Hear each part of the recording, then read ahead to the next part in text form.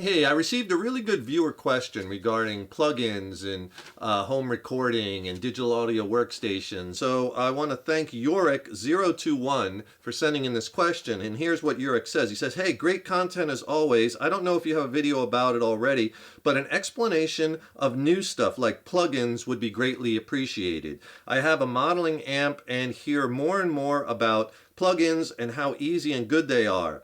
How do they work? What equipment do you need for sound output? How do I connect my guitar? With these innovations, are real amps still worth it? Those kind of questions would be really helpful if you could make a video about that. It's a really awesome time in music right now because never has there ever been so many options available to us for crafting awesome guitar tones. And the technology has gotten so good. And a lot of these plugins just sound so awesome, and they're just so much fun to use, and they really spark the creativity, and they make things very simple and convenient. You think of a guitar plugin as like an amp simulator that you could use digitally. So you could, plug into your computer or use it for recording. And once downloaded and installed, a guitar plugin could be used a couple of different ways. It could be opened up inside of your DAW, which is a digital audio workstation, which we'll talk about in a minute. And applied to a track, much like you would add like a effect like reverb or chorus, right? Or some plugins that they make are standalone, meaning you don't need to have any guitar recording software or open it up inside of a DAW. You could just open it up in your app on your computer or laptop or whatever and start playing. So those are called standalones. And some plugins you could do both. You could use it as a standalone, use it in your DAW. And what the plugin does is it takes that dry guitar signal from your interface, and I'll get into what an interface is in a second too. So that plugin takes that signal from your interface and it applies, gain and effects and EQ and speaker simulation, and it creates a complete guitar setup digitally. It's a digital representation of an actual physical amplifier and other things too, like cabinet simulation, microphone placement. And in fact, most of the plugins have a guitar user interface or a GUI, and I'll show you pictures of that. An interface that looks like a real amp. So you could sit there and, turn the knobs and control the volume and the gain and the EQ settings. So these graphic interfaces are really cool because it looks like an amp and allows you to go in there and tweak it. And it's nice because you have this complete control, because not only you have the amp, but you could choose what kind of cabinet you want. Do you want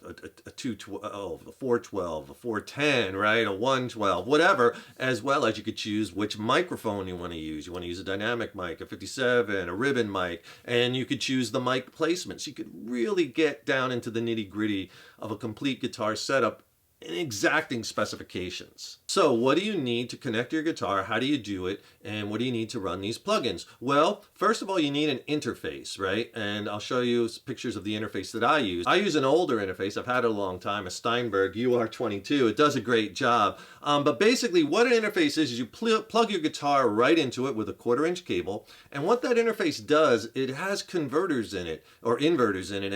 And it kind of takes your guitar signal and it converts it into the digital signal, zeros and ones, and then shoots it into your computer. You connect it to your computer, and this way your computer can understand it, you can manipulate it, and you could save it. So you can't just take your guitar and plug it into the back of the computer. You got to have an interface. It won't sound right. There's lots of types of interfaces out there, and the interfaces have come a long way.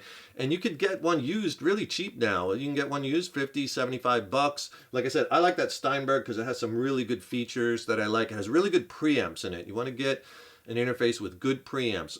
The Steinberg has XLR connections as well as 1/4-inch connections ins, which is important because a lot of times I'm running vocals, recording vocals through it, or I'm running an acoustic guitar that I'm miking through it. This one also, you might want to get one if you want to use headphones. It has a headphone out, so you could listen with a headphone level. You want to have that level too, control, to be able to adjust the volume of the headphones. That one also has, if you're using higher end mics that require power, phantom power, that has 48-volt phantom power. So it will power your microphone. So that interface, you want interface that has a lot of those features. Just makes it easier. So the guitar into the interface, and then the interface you go into through the USB usually into your computer.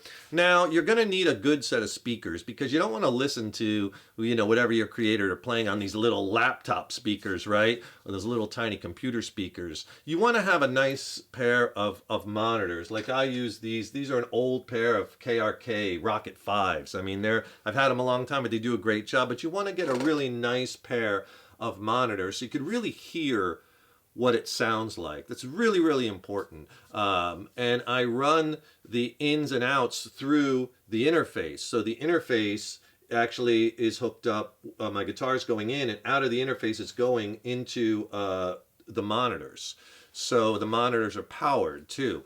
So I suggest you have a good set of monitors and a good interface. You also need a computer. You could use your laptop. I have an iMac here. And if you want to record, you're going to need some type of recording software. And there's lots of recording software out there. I like using Logic, which is made by Apple. It's fantastic.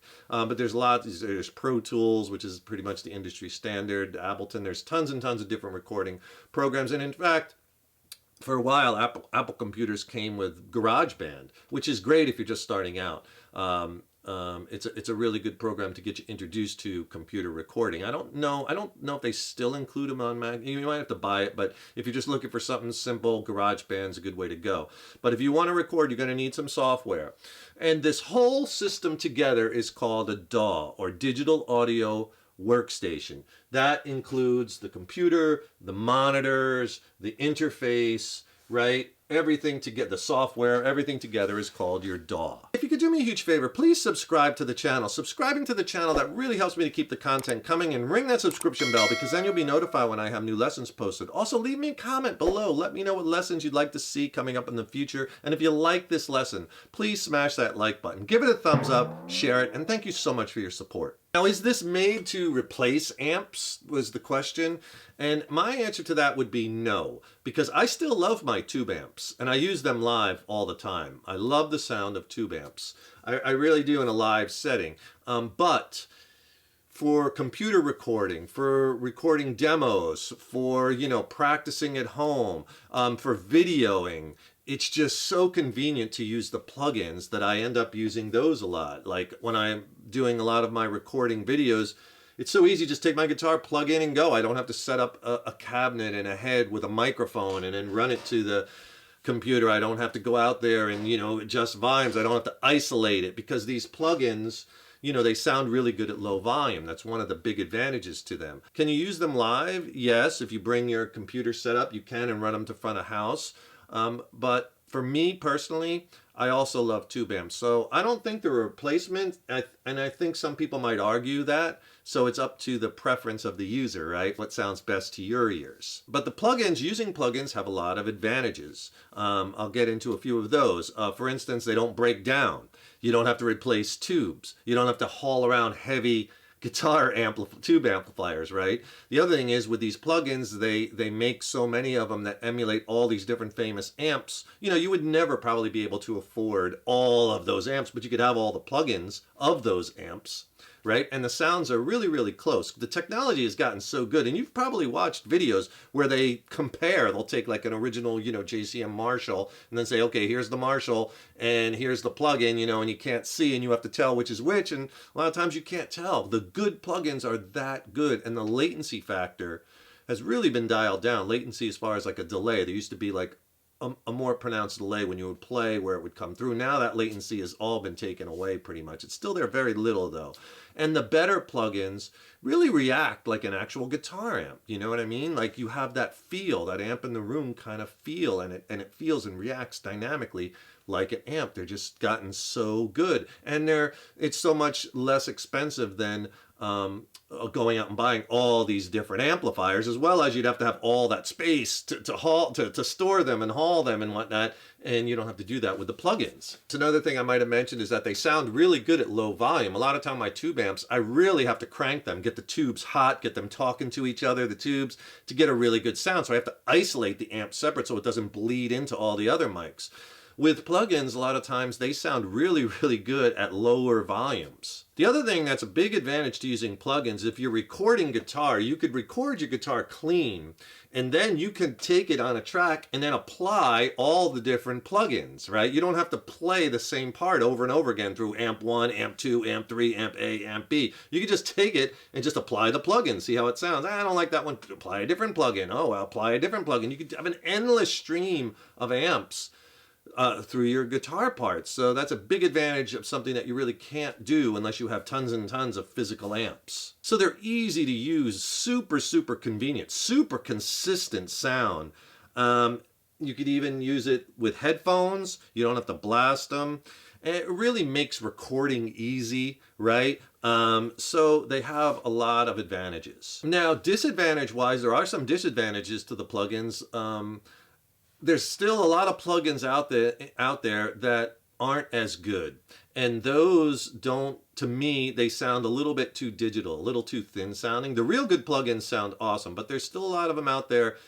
So you have to kind of be concerning, find the ones that sound best to your ears. But some of them out there, to me, sound a little bit too digital, a little too thin. Also, some of them out there don't have that kind of feel like an amp. They're not as developed, or they're not as dynamic to the touch as a real amp is. But the better plugins are. But there's good ones out there and not so good ones. So I think it's really easy to get started using plugins, having fun and enjoying them. All you really need is obviously your guitar, your interface, your computer. Again, you could use the plugin as a standalone if it's a standalone plugin, a good set of studio monitors, right? So what you want to do to get started is, find some plugins that sound good to your ears. And, dictated by the style of music that you like, go to the manufacturer's websites and listen to them. And a lot of the manufacturers of plugins now offer free trials. You could try the plugin for 7 days or 14 days, see how you like it. Neural DSP is one of my favorite. I have a bunch of their plugins. They make some killer plugins. I like the Archetype Plini. I use it all the time. I use the Archetype Petrucci is good. The Archetype Abassi I've tried is really good. The Archetype Nali I like as well.